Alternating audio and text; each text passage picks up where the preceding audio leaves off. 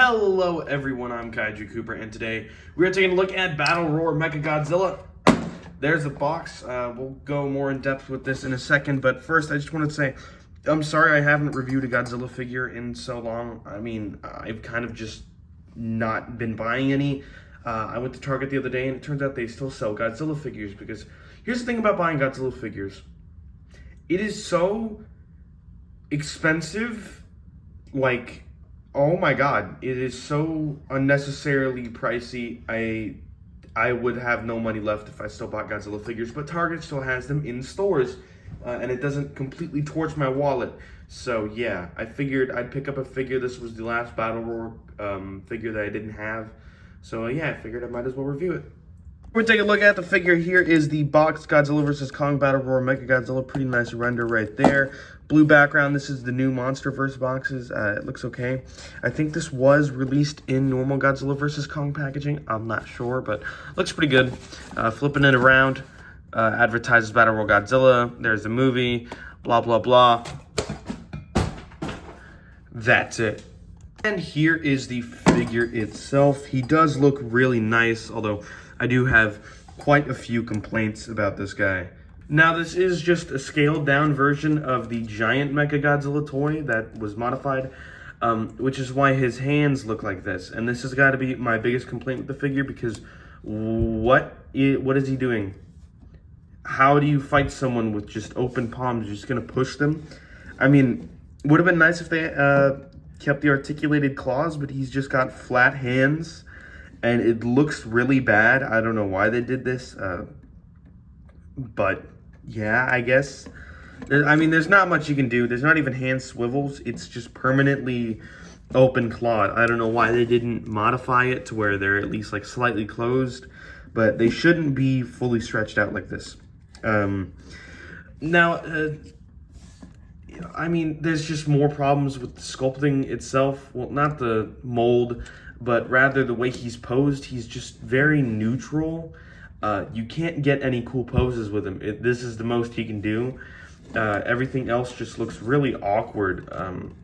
It would have been nice if each of his limbs were splayed out a little bit, but they did not do that, and he kind of suffers for it.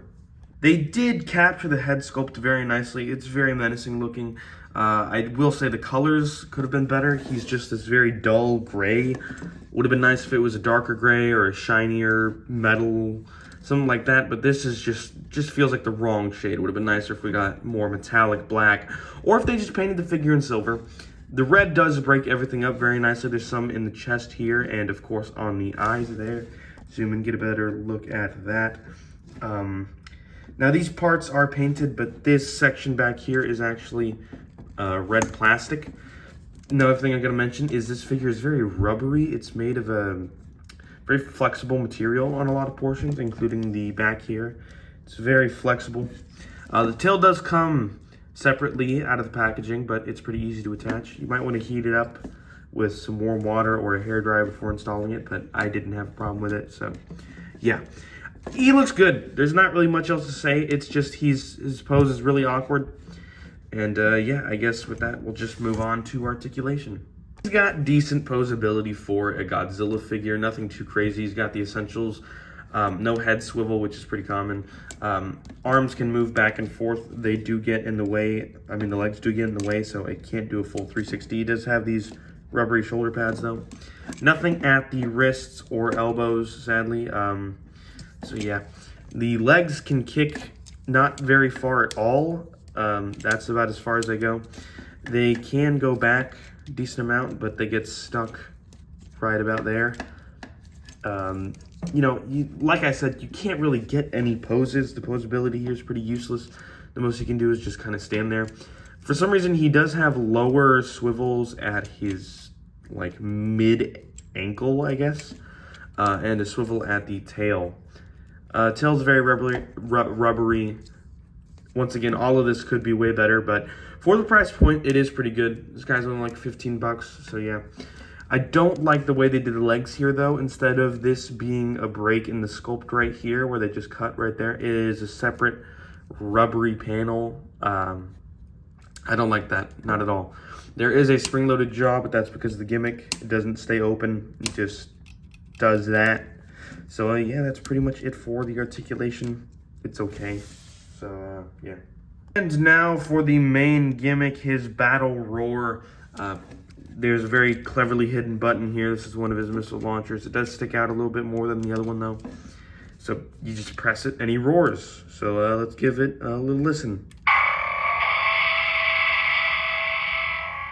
I'm pretty sure that was like the only roar he used in the movie. It's the only one I really recognize. The other two roars are way better. I prefer them way more. So let's go ahead and listen to those.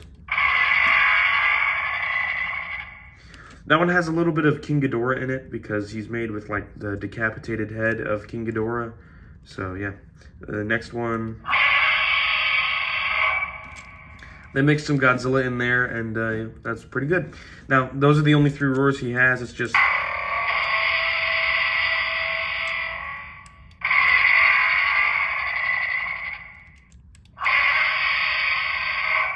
It's just those over and over. I will say it is pretty fun to just mess with the roars. I do really like the spring-loaded mouth.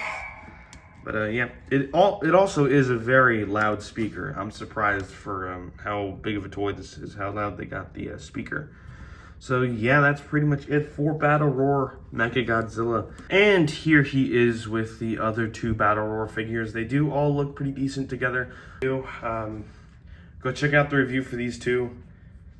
I guess that's really it. As for if you could only get one, if you had to choose, I'd definitely say go with Mechagodzilla. He's the nicest, he's the most accurate. I also think he's the biggest figure, although I will say these 2 do like look nicer in terms of painting. This guy's the worst because he's just got a really weird rubber face that I don't really like. So yeah, translucent spines on Godzilla are pretty cool, but yeah, that's pretty much it for those 2. I do recommend this figure. It's pretty good. As for a final rating, I'd give him like 8 out of 10, I'd say. So, yeah. That's it for today's video. Like, subscribe, all that crap. Follow my Twitter, join the Discord. And with that, I'll see you guys in the next one. Bye-bye.